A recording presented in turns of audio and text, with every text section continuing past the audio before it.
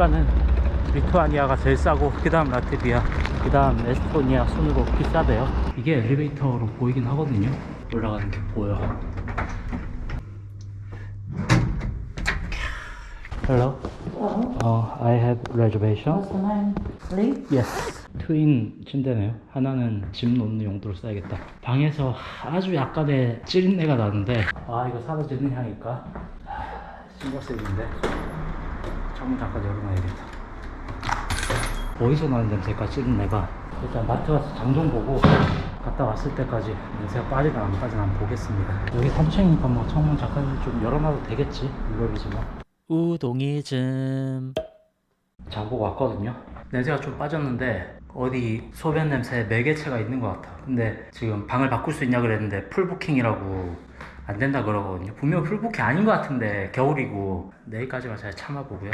오줌 냄새만 아니면은 나쁘지 않아요. 책상이 하나 뭐 저건 안 쓸 거긴 하지만 여기에 짐 두고 여기서 잠 자고 요 책상 말고 여기를 바 테이블처럼 써서 여기서 노트북 작업해도 좋을 것 같고 창밖 보면서. 제 저녁입니다. 닭고기 맛있어 보여서 샀고 얘는 컵누들. 이야, 오피스 뷰. 트램도 지나가고요. 나쁘지 않죠, 이 정도면 뷰. 윙봉 같거든요. 아닌가 다리인가? 다리 같은데 간이 좀 슴슴해요. 간장 베이스 소스 같은 느낌인데 맵지는 않고 좀 슴슴합니다. 뭐 그냥 그런 고기니까 먹는다 이런 느낌. 사실 라트비아 너무 볼 게 없어서 풀어보는 썰 첫 번째. 청바지의 발명가가 라트비아 사람이라고 합니다. 우리가 즐겨 입는 청바지를 발명한 사람은 제이콥 데이비스라고 하는 라트비아의 수도 리가에서 태어난 유대인이라고 하는데요. 이 사람이 미국에 이주해 있을 때 리바이스의 창설인 리바이 스트라우스에게 의뢰를 받아 재단해 만든 것이 우리가 알고 있는 최초의 청바지 리바이스가 됩니다. 그리고 두 번째, 세계에서 가장 키가 큰 여성들의 나라라고 합니다. 역시 내가 작은 게 아니었어. 약 170cm 정도라고 하는데요. 제가 그래도 1cm 정도는 더 크네요. 뭐 별거 아니고. 농구 선수로 유명한 율리아나 세메노바 213cm 선수, 이분도 라트비아 출신이라고 합니다. 계열받아. 오늘은 라트비아 리가를 여행해 볼 겁니다. 이 앤티크한 감성의 엘리베이터.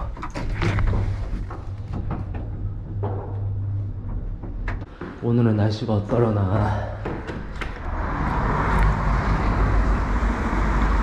아유, 흐리네요. 오늘도 파란 하늘 좀 보고 싶다. 유럽의 겨울은 거의 제주도 이상으로 파란 하늘을 보기가 힘든 것 같아요. 여기가 그리스도 성탄 대성당이래요. 들어가 보고 싶었는데 오늘 문을 닫았네요. 파란 하늘이 배경이었으면 훨씬 더 멋있었을 텐데. 자유기념비인데요.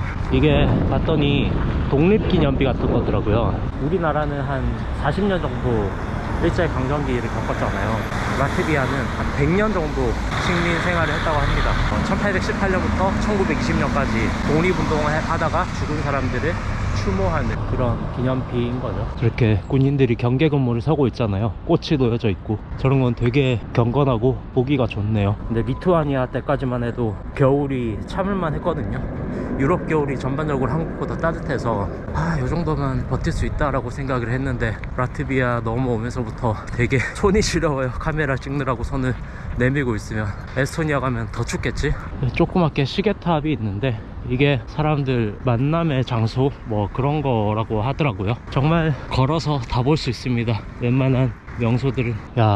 이 벽이 여기 있구나. 이것도 독립운동 한참 할 때 그려진 걸로 알고 있거든요. 아마 각 국기가 지역 자치단체 뭐 연합국기 이런 걸로 알고 있고요. 역사학자가 아니라서 디테일한 건 모릅니다만 이렇게 독립 연관된 흔적들이 여기저기 보존되어 있는 게 되게 보기 좋네요. 이런 골목은 진짜 예쁘다. 진짜 옛날 그대로의 모습이네요. 이 철로 된 울타리만 없었어도, 이 철로 된 배관만 없었어도, 저 철로 된 초인종만 없었어도, 저 도로 표시판만 없었어도, 이게 스웨덴 문이라고 하는 곳인데요. 이게 뭐야 싶을 수도 있지만 17세기 말쯤에 라트비아가 스웨덴의 지배를 받았는데, 스웨덴뿐만 아니라 발트 3국 자체가 여기저기 침략의 대상이긴 했습니다. 어쨌든 그때 당시에 스웨덴이 지었던 성벽의 문으로 사용됐던 곳이 있는 거죠. 근데 지금은 내부를 판에서 창문이 달려있는 걸 보니까 안에 뭐 다른 용도로 쓰고 있나 본데요. 그리고 여기 말고 양옆으로는 이렇게 이미 세월로 인해서 현지화가 되어서 스웨덴 성벽의 흔적은 완전히 사라졌습니다. 여기를 오려고 했던 게 아닌데 가는 와중에 계속 이런 멋있는 건물들이 계속 보이네요. 한 200m 걸어오니까 또 보이네요. 여기는 리가 성당이라고 합니다. 이 옆으로도 자그마하게 광장이 있는데 광장의 느낌이 되게 멋있죠. 예쁘다. 여기는 삼형제 빌딩이라고 하는 곳입니다. 3개의 건물들이 있잖아요. 각 건물들이 각자 다른 시기에 지어졌다고 하는데, 제일 왼쪽 건물이 15세기 후반에 지어졌다고 합니다. 약간 초기 르네상스 시대 건축 양식과 고딕 양식이 합쳐졌다고 하는데, 저는 전공자가 아니라서 명확하게 잘 구분하지는 못하겠고요. 중앙 건물은 17세기, 2세기 이후에 지어진 거죠. 네덜란드 르네상스 양식 영향으로 지어졌다고 합니다. 제일 우측은 또 가운데 건물로부터 2, 3세기 후인 17세기 후반에서 18세기, 이때는 이제 바로크 양식이 유행하던 때죠. 그래서 그때 지어진 건물이라고 하고, 이 세 건물 다 당시에 상인들이 사용하던 건물들이라고 하는데, 중산층 상인들이 살던 곳이라고 합니다. 지금은 건축 박물관으로 사용되고 있다고 하네요. 이번에는 리가성이라고 하는, 여기서 걸어서 3분 거리에 있는 곳을 가볼 건데요. 별로 가고 싶진 않거든요.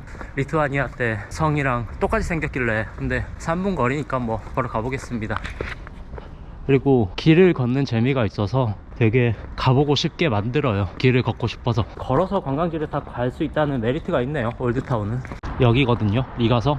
딱 봐도 지금은 박물관으로 쓰이고 있다라는 삘이 오죠. 안에는 들어가 보지 않을 생각이고요. 건물 생긴 거나 조금 구경하려고 왔는데 너무 뭐라고 해야 될까, 너무 신식 건물 같아. 옛것의 느낌이 조금도 남아있지가 않아요. 여기 성벽은 좀 남아있네. 이건 조금 때가 타서 옛날 것처럼 보이는데 잘 모르겠어. 당시에도 이런 모습이었을 것 같긴 해요. 저렇게 동그랗고 가운데 이렇게 있고. 이게 이제 발트국의 어떤 특징인가 봐요.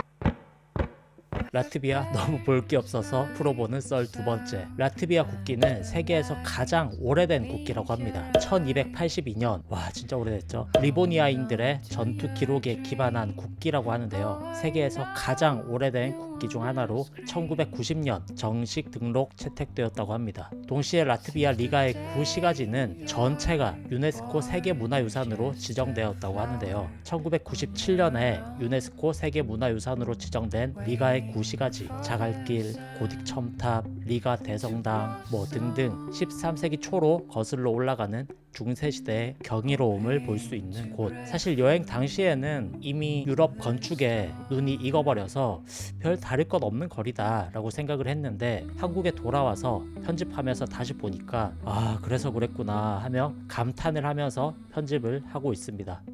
지금부터 그 거리로 한번 들어가 보겠습니다. 야, 리가 올드타워는 진짜 골목골목이 너무 예쁘네요. 어딜 봐도 저렇게 첨탑 꼭대기들이 보이는데 다 갈 수가 없어요. 너무 많아서. 건물들도 예쁘고 상점들도 예쁘고 너무 좋네. 걷는 거 좋아하는 사람들을 위한 도시네. 우와, 저건 또 뭐야? 저 건물 이렇게 쭉 튀어나와 있는 첨탑. 아까 본 건지 안 본 건지도 모르겠다. 이제 너무 많아서.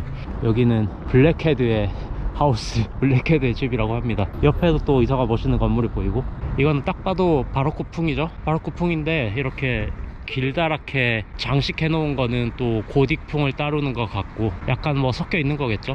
건물 되게 화려하고 멋있네. 상인회, 시민단체, 이거를 옛날에 길드라 불렀잖아요. 여기는 독일 길드로 사용됐던 건물이라고 해요. 저 블랙헤드 상인단, 블랙헤드 형제단이라고 하는 게 독신 남성의 상인단의 모임이었다고 합니다. 그래서 뭐 상인도 있고 선원도 있고 모험가도 있고 얘네들의 단체였던 거죠. 그래서 중세시대의 어떤 경제의 한 축을 이끌었던 그런 상징적인 건물이라고 생각하시면 됩니다. 예쁘게 종이 열리네. 아까 지붕 위로 보이던 교회가 보이네요. 성 피터의 교회라고 해요. 여기. 그냥 지나갈게요. 너무 많아. 다 볼 수가 없어요. 아, 너무 예쁘다 동네가. 야, 별거 아닌 건데 왜 이렇게 예쁘냐. 근데 가는 곳이 어차피 여기를 지나가야 되는 곳이었어요. 여기도 쌍둥이 건물이 있네. 여기는 두 형제인데 아까는 개노답 상형제 그 건물이었고 이번에는 개노답 두 형제 건물. 뻥이고요. 그냥 집이에요. 여기는 관광지 아니에요.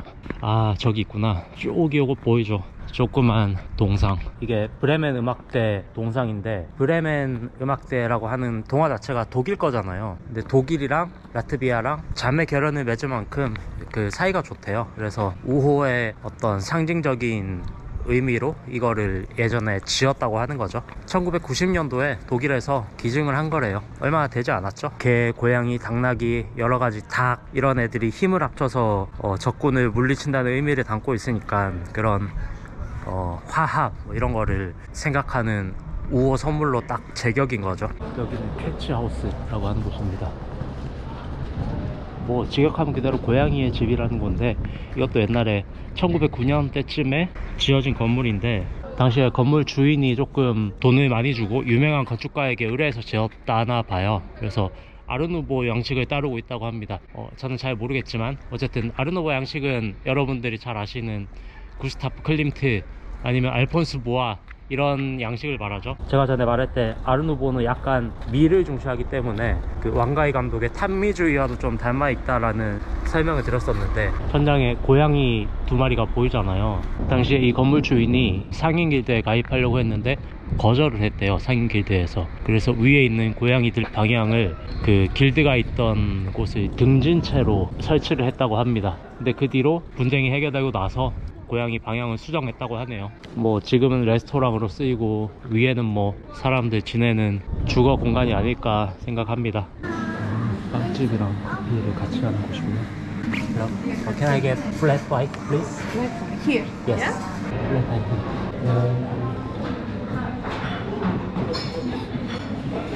맞아. 카페에서 한 1시간 정도 몸을 녹이고 휴식을 했고요. 어제 플릭스버스 내린 곳인데 어디냐면 중앙시장이라고 하는 곳이에요. 어디든 시장이 있잖아요. 그래서 여기도 한번 와봤습니다. 리가 중앙시장. 이곳은 1차 세계대전 당시에 독일군이 남긴 비행기 경납고를 재활용해 만든 시장이라고 합니다. 1930년 개장 후부터 지금까지 활기찬 시장으로 역할을 해내고 있는 전쟁의 유산이기도 한 것이죠. 그러나 이제는 전쟁 냄새보다는 인간 냄새가 들어찬 유네스코 세계문화유산이 되었습니다. 이곳으로 한번 들어가 보겠습니다. 과일들을 좀 파는 것 같고, 바깥에서는 여기 내부도 시장으로 알고 있거든요. 천천히 한번 둘러보겠습니다. 안에 들어가 봐야 될 것 같아. 안이 뭔가 경락고처럼 엄청 컸거든요. 그렇지, 안이 뭔가 있지. 진짜 옛날 경락고로 쓰던 곳인가? 이게 3개 연속으로 있거든요. 햄이랑 커피랑 빵이랑 먹을 것들 파는 것 같고, 식료품들이 좀 보입니다. 마그넷도 좀 보이네요. 3유로, 4유로. 퀄리티는 나쁘지 않아요. 근데 어제 하나 사서 저는 사진 않을 거고, 머그컵도 보이네요. 8유로, 8.5유로, 9유로, 케이크 11유로, 16유로, 15유로, 10유로. 15,000원에서 2만원 사이니까 뭐 나쁘진 않네요, 가격이. 야, 먹을 걸 되게 많이 파는구나. 꿀도 이렇게 많이 파는군요. 이게 뭔데 2층에 있지? 2층도 한번 가볼게요. 2층은 약간 다이소 같은 게 있구나. 내려가야겠다. 옷은 얼마일까? 얇은 맨투맨 4유로, 6,000원. 시장이 뭐 규모가 작지도 크지도 않은데 볼 거는 딱히 없습니다. 발트국으로 넘어오면서부터 동양인이 정말 안 보이거든요. 한국 사람뿐만 아니라 일본인, 중국인도 잘 안 보여요.